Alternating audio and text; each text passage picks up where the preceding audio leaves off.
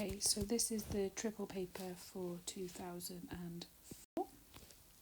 The first question is all about a group of metals in the reactivity series, and they are added to copper sulfate, and the maximum temperature is measured and calculated and used to find the energy given out. Okay, so there's temperature rises for each metal, and you can see that they've been used to work out the energy given out.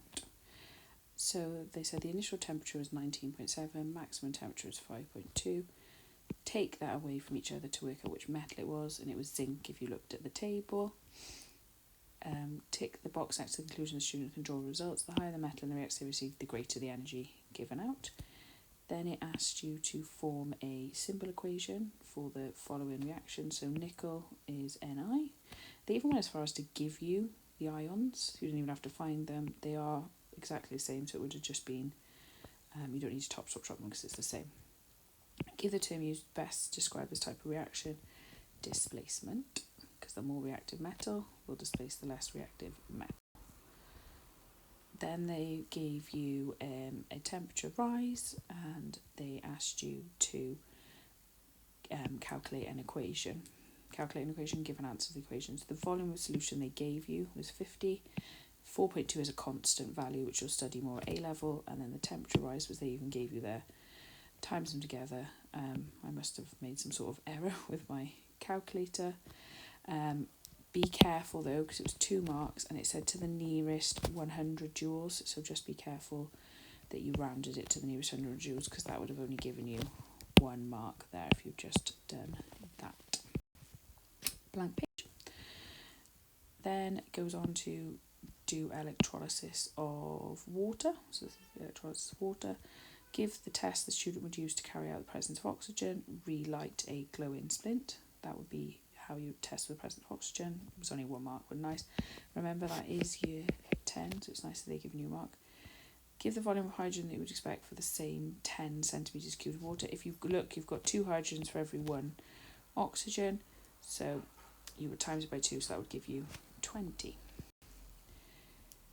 Then looking at this was quite a nice question as well. So 2 marks for filling in the missing symbols. Now, my bet was you could have worked it out, but the other thing is you could have just turned to the back. For 2 marks, they were literally asking you to turn to the back.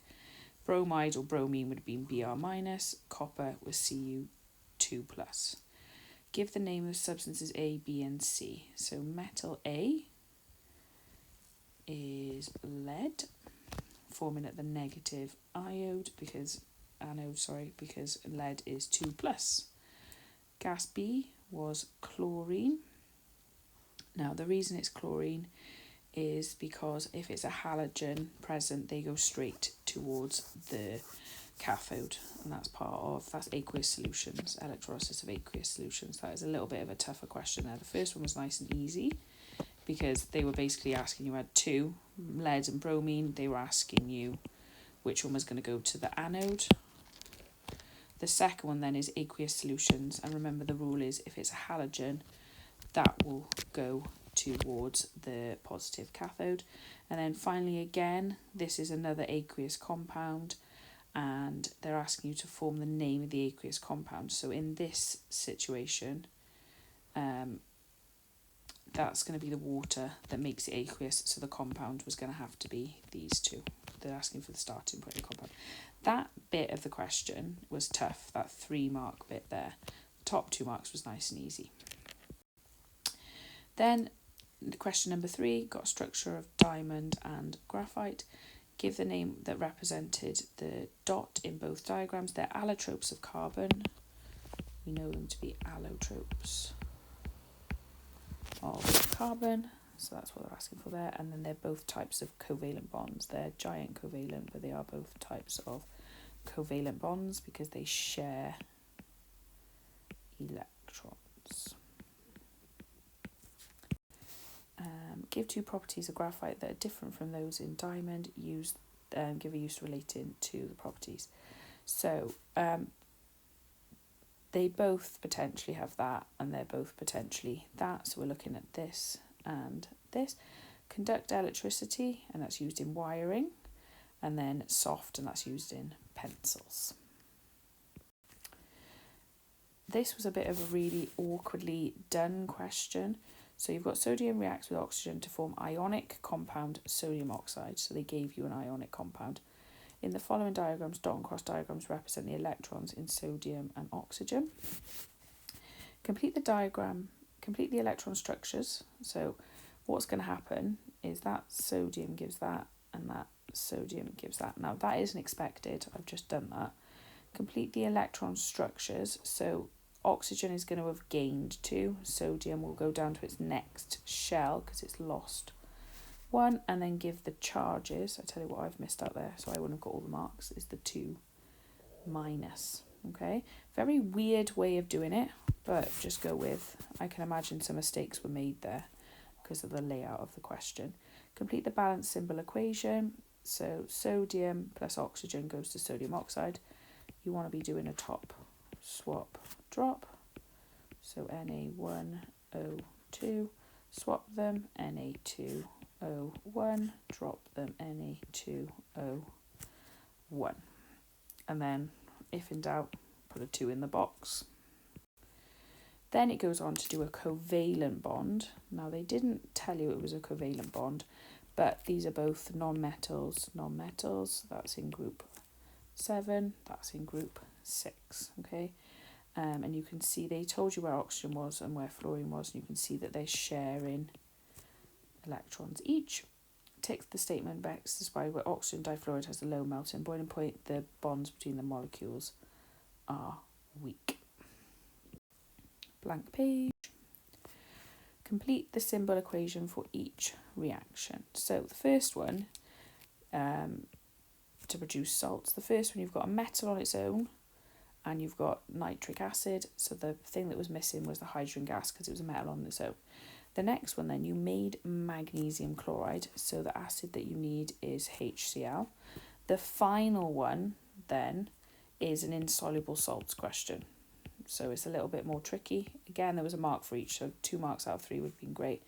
It's a little bit more tricky, okay? Not really though, because you could have kind of done like process of elimination. So sodium had already been used.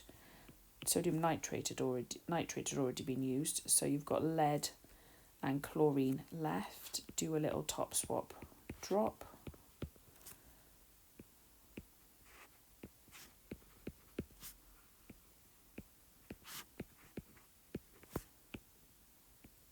And again, you could have included the 1 if you wanted to, okay?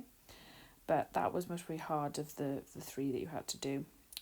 And sorry, when I mean insoluble salt, that is the insoluble bit there. Give the letter that would form a precipitate. It's got the S, so that's what's going to form the precipitate. So that's what you would be looking for. Give the term used to describe the reaction between an acid and alkali. That's neutralization. Then Eleanor carried out an investigation to find the pH changes when dilute hydrochloric acid was added to sodium hydroxide. So this is the titration that we would have done quite a lot. The graph shows the pH of the reaction, make sure the acid is added. Sodium hydroxide is an alkali, give the pH of the sodium hydroxide solution before any acid added. So just because it's harder for me to switch back, you've got that curve there, wherever that line was, and it was 12.4 would have been the alkali. Give the volume of acid needed to complete the reaction. So when it dips here, it tells you exactly what volume of acid added, and it was 20. Tick the box next to the statement which correctly defines the concentration of acid and alkali used in the investigation. Now, alkali was at 25 centimetres cubed. The acid added, we've just discovered, was 20, so it's in a lower volume. So that means it's a higher concentration. Okay. Suggest why Eleanor collected data Eleanor collected could be more useful than Freddie's data. It's more precise, so gives the pH to 0.2. Freddie's results would give a range of results because it would be anywhere between these numbers, okay? Because a pH sensor would be able to give you it to at least 1 decimal place. This then is the contact process, which is a triple only topic. What does this symbol mean? Reversible reaction. What is the catalyst used in the contact process? It's vanadium 5 oxide. Sometimes you can get away with just saying vanadium, but sometimes you have to say vanadium 5. Dissolving sulfur trioxide in water to form sulfuric acid is too exothermic to be carried out safely in one step. Explain what happens. So the sulfur trioxide is dissolved in sulfuric acid. I've talked about this process a lot.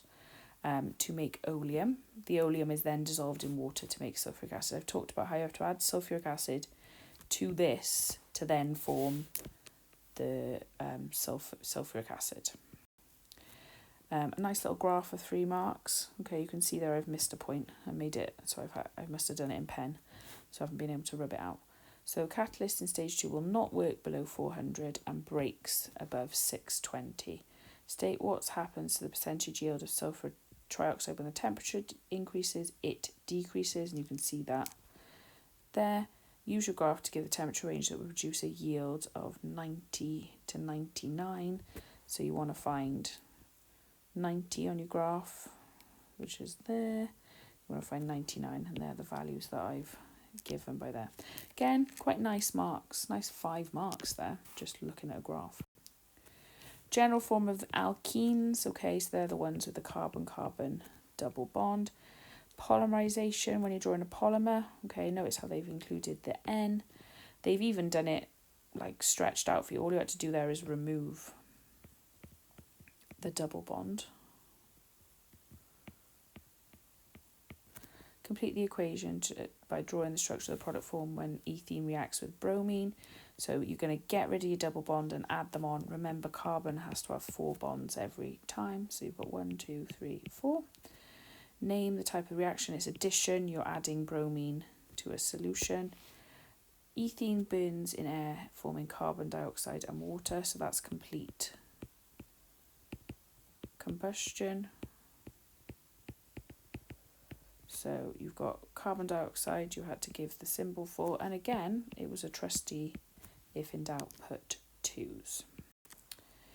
Then a lovely bond energy question. Use the information in the table to show the total energy needed to break all the bonds in the reactants. So these are my reactants. This is my product, and you can see how I've worked it out here. So I've got 1 HH. I've got 1 CC, and then I've got 4 of that. I've done that all together, and that gives me a value, and I know that I'm right because it's the value in the question. The total energy when the bonds in the products is formed is 2820. So all of that, every bond in there is 2820. Calculate the energy of forming this carbon-carbon bond. So I know I've got 6 of them. So I'm going to times them together. That gives me that. So that would get rid of 1, 2, 3, 4, 5, 6. So I'd only have that bond in the middle remaining. So I take it away and I get that value there.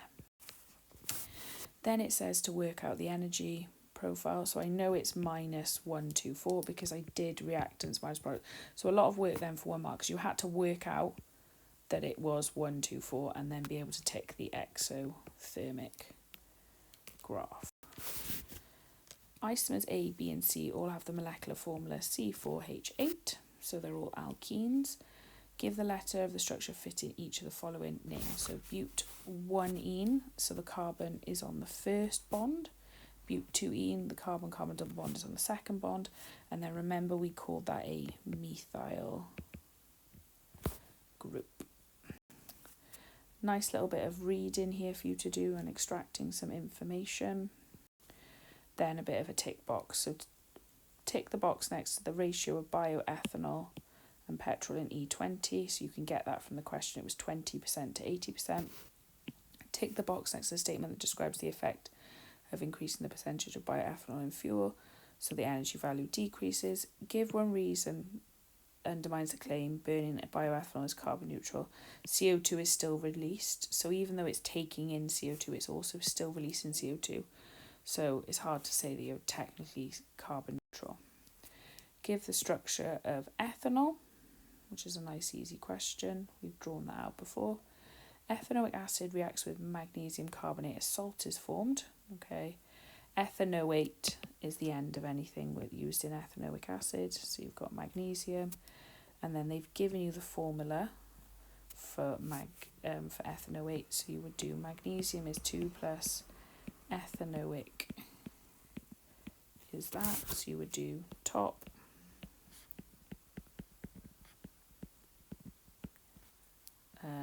swap,